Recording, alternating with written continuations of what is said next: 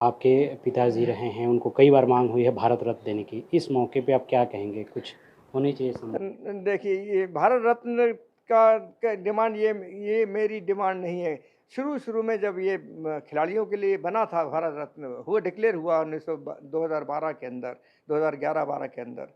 तो खिलाड़ियों के लिए तो सबसे पहला नाम मिनिस्ट्री ने सबसे पहला नाम अपने आप से अजय माकन साहब थे उस टाइम मिनिस्टर।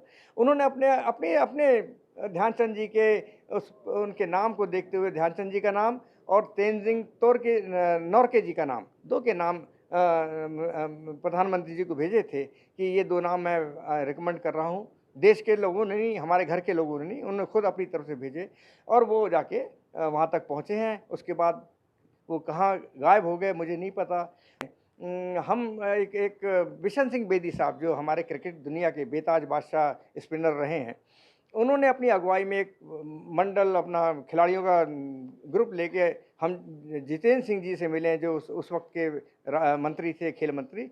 और उनके सामने बेदी साहब ने बायोडाटा ध्यानचंद जी का दिया और जब बायोडाटा दिया ध्यानचंद जी का, तो उन्होंने उस बायोडाटा को यकीन मानिए उन्होंने अपने माथे पे लगाया और ये कहा कि इतने बड़े खिलाड़ी का बायोडाटा मेरे सामने आया, मैं इसको बाई पोस्ट नहीं भेजूँगा, इसको मैं खुद स्वयं प्रधानमंत्री जी के घर ले आके उनको जमा देकर आऊँगा उस ऑफ़िस में।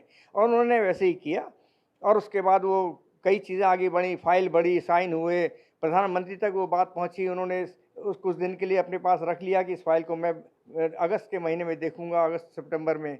और अगस्त-सितंबर आते-आते कहीं न कहीं कुछ बातें ऐसी अनहोनी-सी हुई हैं, जो ध्यानचंद जी के उस गरिमा को जहाँ से हिंदुस्तान का हर खिलाड़ी, किसी भी खेल का हो, जिसने ध्यानचंद जी की के उन कारनामों को उन खेल के के तरीकों को जिस तरह से ध्यानचंद खेले हैं, ना जानता हूँ ऐसा मैं नहीं मानता।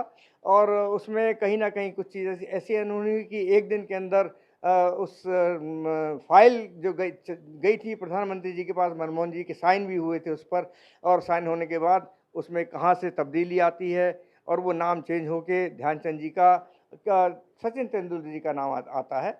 वो भी एक अच्छे खिलाड़ी रहे हैं और हैं।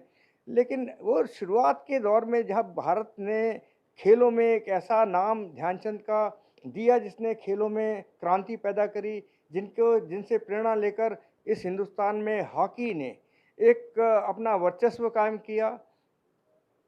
मैं समझता हूँ कि जो इस आधार स्तंभ होते हैं, वो हमारे पूजनीय होते हैं, हमारे लिए सम्माननीय होते हैं, हमारे लिए माननीय होते हैं। तो हमारे देश को इन बातों को सोचना विचारना चाहिए कि ये सम्मान जो है ध्यानचंद जी के लिए नहीं, बल्कि उन करोड़ों-करोड़ों लोगों के घरों के लिए है। ये सम्मान उन घरों के लिए जो ध्यानचंद जी को एक हॉकी नहीं, खेलों का स्वरूप मानते हैं कि इनकी वजह से भारत का खेल दुनिया में चमका, एक सम्मान दिया, एक पहचान दी।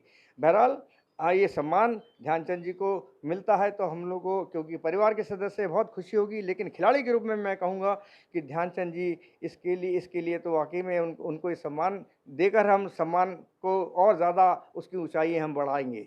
और एक एक नई नई देश के अंदर सोच पैदा होगी, एक नई नई चीज़ पैदा होगी कि देखिए हमारी सरकार ने ध्यानचंद जी को ये अवार्ड देकर सम्मानित किया है, तो वो खुद सम्मानित होंगे, हर परिवार सम्मानित होगा। तो असली मेरा कहने का मकसद यही है कि इस सम्मान को देकर इस लाखों करोड़ों लोगों के दिलों में जो ध्यानचंद की एक मूर्ति बनी हुई है, उस पर पुष्पांजलि अर्पित की जाए। तो आपने सुना अशोक कुमार का कहना है कि ध्यानचंद साहब के खेल को लेकर जो मूर्ति लाखों करोड़ों लोगों के मन में बनी है उसको भारत रत्न से पुष्प अर्पित होगा। आशुतोष कुमार, ईटीवी भारत, दिल्ली।